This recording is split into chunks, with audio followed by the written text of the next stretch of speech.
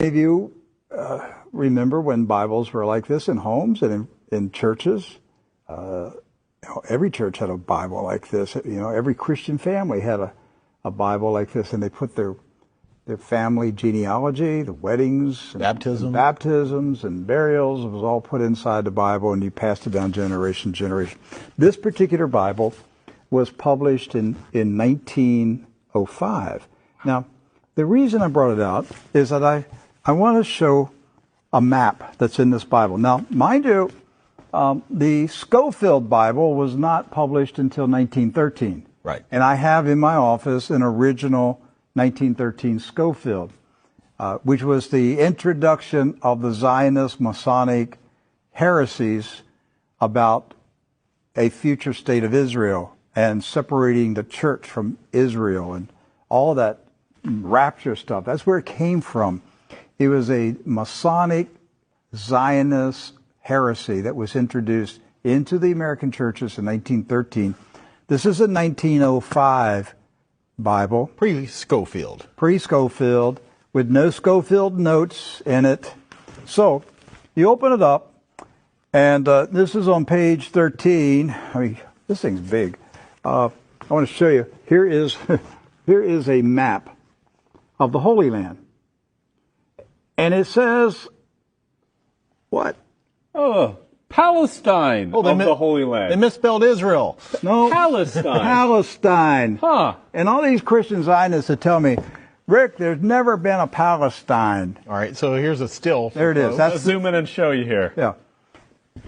So, yeah, you hear these people like John Hagee, there's never been a Palestine. Well, look at this Bible map from 1905.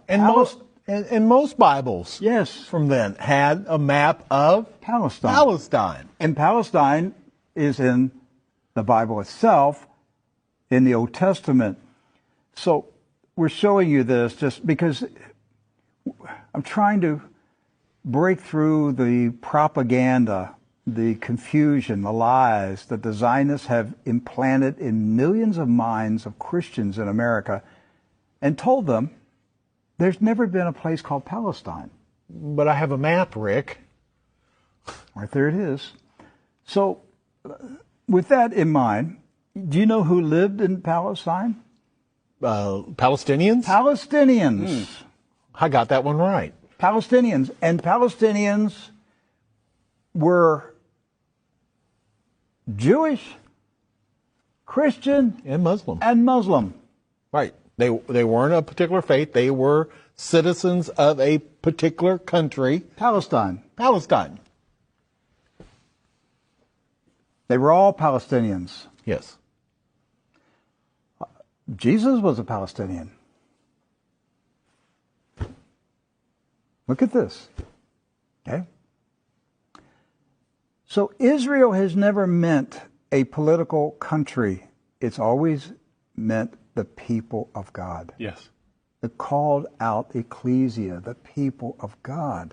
That's what Israel means. It's not a political country. With that in mind, we're going to show you some of the scenes of the violence that's taking place in Palestine this week, because here's what's happened following the 1917 Jewish Bolshevik Revolution in Russia, where the Jewish Bolsheviks went in and slaughtered the Romanov families in a satanic ritual, imposed communism on Russia, killed hundreds of thousands, literally millions of Christians, hundreds of thousands of Christian Orthodox pastors, and burned their churches, and just a horrible attack on the Russian church in 1917 and afterwards. Then they began to infiltrate Palestine in the 1920s and the 30s. In the 1930s, there was a congressman in Texas, Lyndon B. Johnson, and he was smuggling guns and rockets and grenades from Texas to Palestine, putting them in the hands of the Jewish communist terrorists that were infiltrating Palestine. There was no Israel, no state of Israel. It was Palestine. And they